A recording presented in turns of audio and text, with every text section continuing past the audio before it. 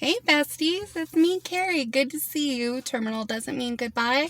You guys know how I feel about that. Terminal doesn't mean goodbye. It means a whole lot of but it doesn't necessarily mean goodbye. Sorry about the lighting here.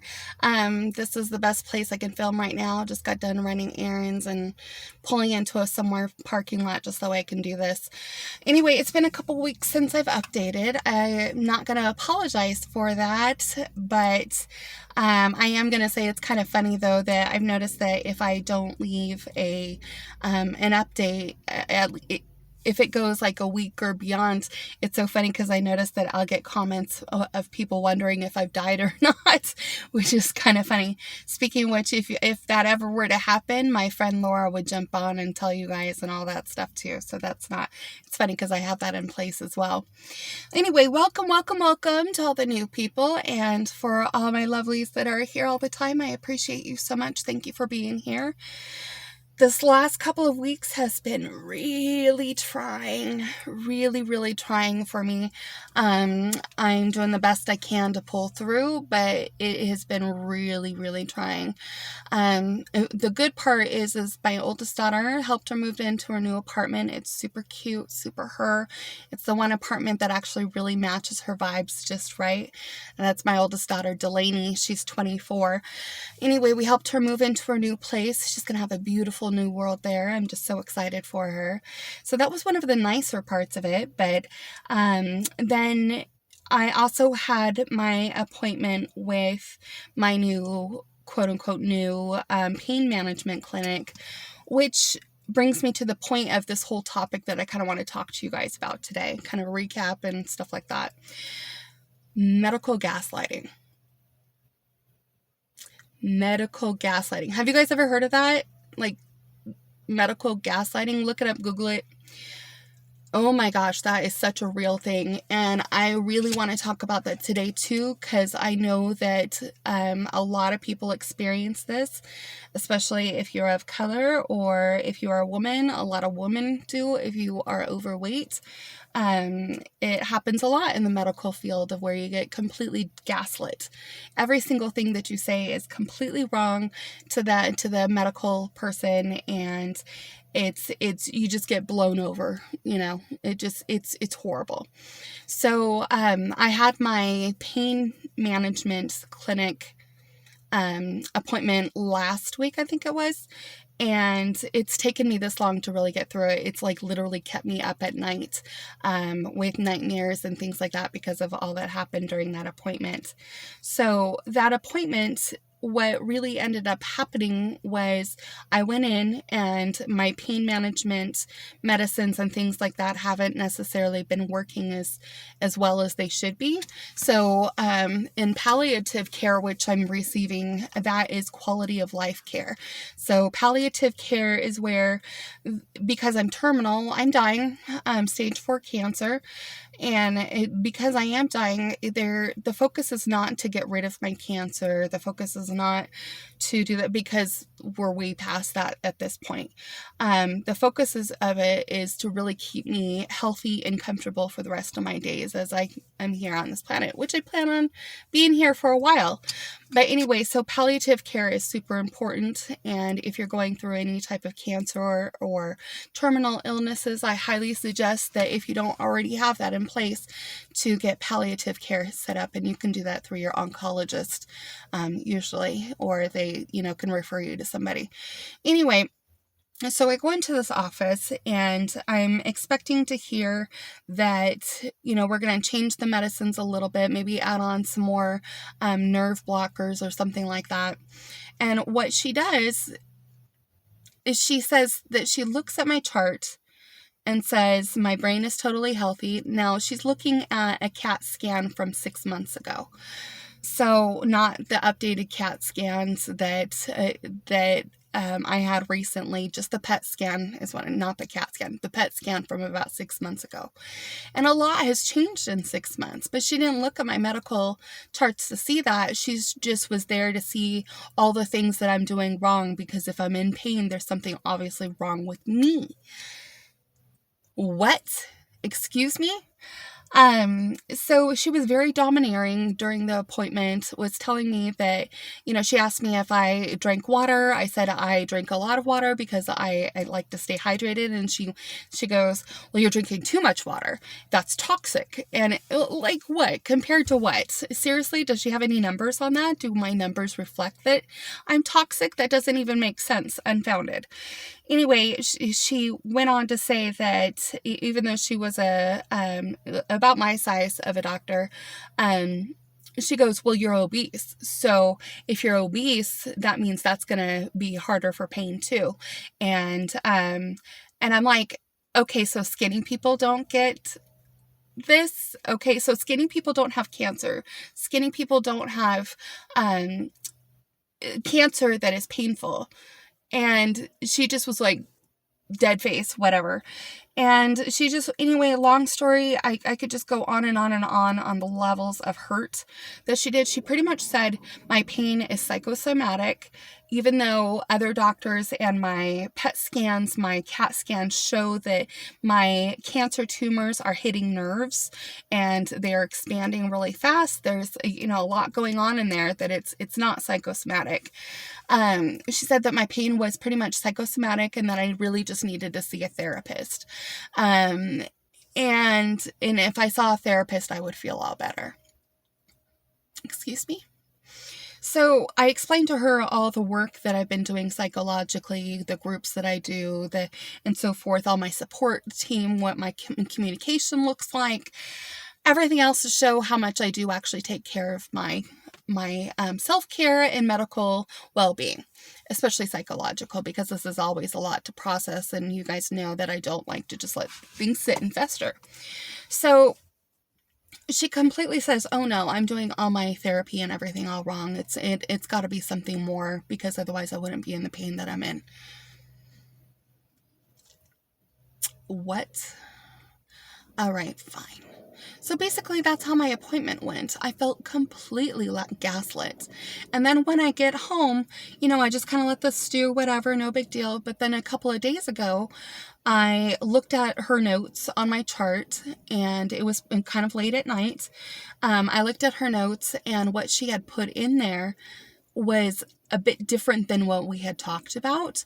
It was more about how my pain is psychosomatic and that I need therapy, that I'm dealing with depression and anxiety, which really I'm not like what she thinks that I am. You know what I mean? Everybody has anxiety. Everybody, especially when you're going through medical stuff, right? So she said, though, that my PTSD from my past abuse that's happened with me and psychological stuff like is actually coming up and causing a lot of pain for me, which is bullshit. I mean, which is baloney, because PTSD happens when you are afraid of having triggers that will come up, so you do everything you can to avoid those triggers. PTS happens when something has happened to you and you're afraid of it coming up again, and all that stuff that actually happened, it stews with you, and there's all sorts of effects that happen from that. This is not PTSD that I'm experiencing. This is medical gaslighting that I'm experiencing, because it's happened in the past a lot and it's happening in the current. This is not PTSD. This is medical gaslighting that is causing mental trauma.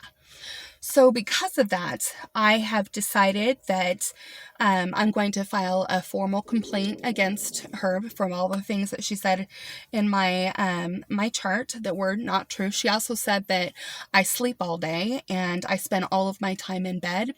People who know me, they're like, oh, especially my oncologist, when I showed her this, the report, she was like, that's not the Carrie we know. That's not, she's when you have to actually hold her back and say, hey, you need to lay down and take a rest and da-da-da-da-da. But she said that I was in bed all the time, that I'm 100% sedentary. Excuse me? Excuse me? Oh, yeah, I'm sedentary. Yeah, look at my videos and stuff like that. Okay, cool. Yeah, I'm not gliding or going out on trips and going on long walks or doing anything. No, I just live in bed. because I'm a fat chick. What else would I do? I just can't even. I'm so upset still. Anyway, so I've had tons of nightmares about this. I've actually talked with my oncologist about this because it was so horrifying. I had an oncologist appointment a couple of days ago, and this one I insisted, okay, so no more gaslighting. Yes, I'm going to file a formal complaint. Absolutely. I'm going to do that through my social worker that's on my palliative care team. So cool. That's already in action. Also, I'm demanding that at every appointment that I have an emotional support person, just for me. That doesn't mean an extra nurse in the room or somebody who's biased and works with the hospital or the medical team. No way. I want somebody on my side, somebody who knows my medical history, knows me, knows what I'm for, what we're looking for, and that can really be kind of a part of the documentation that this is actually happening.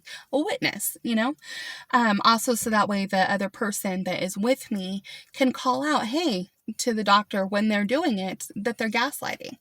And that emotional abuse is not okay. So I am insisting on every single appointment, every infusion, everything that I get an emotional support person there. Otherwise, I'm going to file more complaints. And so I was able to bring my daughter Riley in with my oncology appointment. They were totally supportive of that. And they understand that because of my past, that this is something that now I actually have to do and stay mindful of. And they're going to help me to stay mindful of it. So that's great. I'm glad to have the support there. But I'm not doing this anymore. I'm not messing around. I'm tired of being treated the way that I've been treated. I'm tired of not getting the proper care and service that I deserve because of whatever stupid biases they have. I'm done. I know I'm not alone in this. And if you guys have struggled with this, please comment below. Let me know what you've done and what you dealt with and how you got through it. It's a big deal. You guys, we shouldn't take this stuff anymore. I'm done with it. I can't tell you how done I am with it. It's like, when you're at the end of a bad relationship and it's time to leave, and there's no other way to convince you because you know how toxic that relationship is. That's how I feel about this whole medical thing. I'm done. We're moving on. So that's been the sum of that, and it has been really difficult to get through. I have in November 23rd, so that's a while from now, I have my follow-up CAT scan for my 3-month CAT scan. We're going to also do a bone scan too to see how, see if the progression has gone to more of my spine, which I have a feeling that it has. Oh, the other thing too is that this doctor, she was asking me where my pain was, right? All doctors do that. So I'm pointing down to my very lower back where just above the sacrum and right, your very, very lower back, not middle back, not high back or anything like that, the lower where the C2 is. I have cancer in there. It hurts. Cancer in your spine freaking hurts. No way around it. And so I show her where it is and she's like, oh yeah, we should get some radiation going on there. But then she puts in my report that it was my C6 that I was pointing to. So she's not even putting in the report of accurate information of where my problem areas are. This is a problem. And the reason why this is such a problem is that the notes that they put in your file, every other doctor can see those notes. So now every doctor has a new bias on you that is not true. And it's not okay. My PCP, my primary care physician, I had another appointment following up with him shortly after the pain management one. And he did the same thing that she did because he read her notes. And he went by her notes because she's a doctor. Messed up. So those notes affect my future. This is a problem. You see how this is a problem? Yeah, that's not palliative care. So I'm definitely doing stuff about this. That has been my thing. I need to calm down. But I'm not taking it anymore. I'm just not. And you shouldn't either. So that's my check-in for today, and I'll do more of these this week too. It's just been really difficult in all sorts of areas, but I love you guys so much. Thank you for your understanding. Please leave your comments below because I want to know how you guys handle this too. I mean, I know I'm not alone out there, and if you haven't done anything about being medically gaslit, let me know. I mean, we're support here. This is a community. It's not just me. I love you guys so much, okay? I'm going to head out. It's my father-in-law's birthday today, and so we're going to go and do all sorts of stuff. And I will see you later on this week, and I will be doing a live here pretty soon. I'm trying to figure out when to do that because things have just been so busy. Anyway, love you. Mwah. Bye.